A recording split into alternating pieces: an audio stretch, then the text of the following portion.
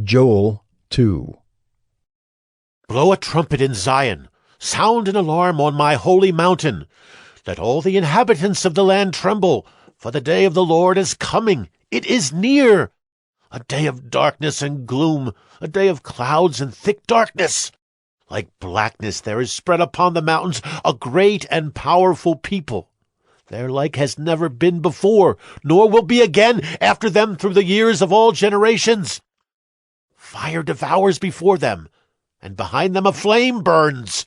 The land is like the Garden of Eden before them, but behind them a desolate wilderness, and nothing escapes them.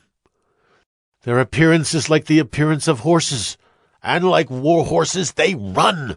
As with the rumbling of chariots, they leap on the tops of the mountains like the crackling of a flame of fire devouring the stubble, like a powerful army drawn up for battle. Before them peoples are in anguish, all faces grow pale. Like warriors they charge, like soldiers they scale the wall. They march each on his way. They do not swerve from their paths. They do not jostle one another. Each marches in his path. They burst through the weapons and are not halted. They leap upon the city. They run upon the walls. They climb up into the houses. They enter through the windows like a thief. The earth quakes before them. The heavens tremble. The sun and the moon are darkened, and the stars withdraw their shining. The Lord utters his voice before his army, for his camp is exceedingly great. He who executes his word is powerful. For the day of the Lord is great and very awesome. Who can endure it? Yet even now, declares the Lord, return to me with all your heart, with fasting, with weeping, and with mourning, and rend your hearts and not your garments. Return to the Lord your God, for he is gracious and merciful, slow to anger, and abounding in steadfast love, and he relents over disaster.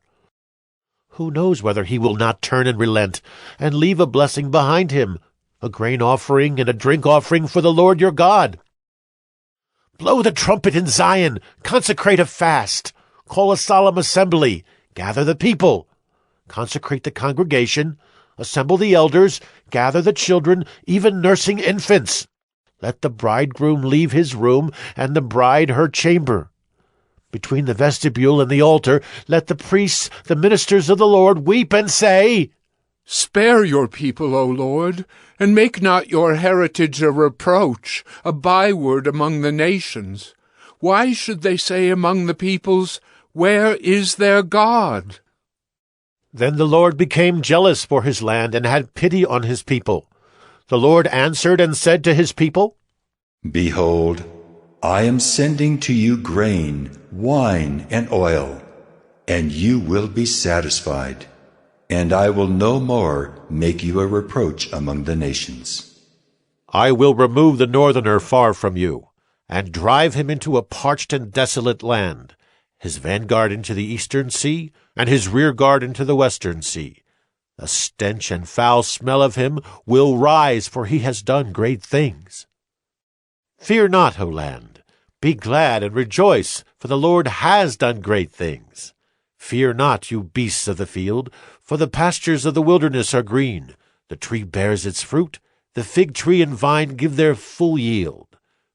Be glad, O children of Zion, and rejoice in the Lord your God, for he has given the early rain for your vindication.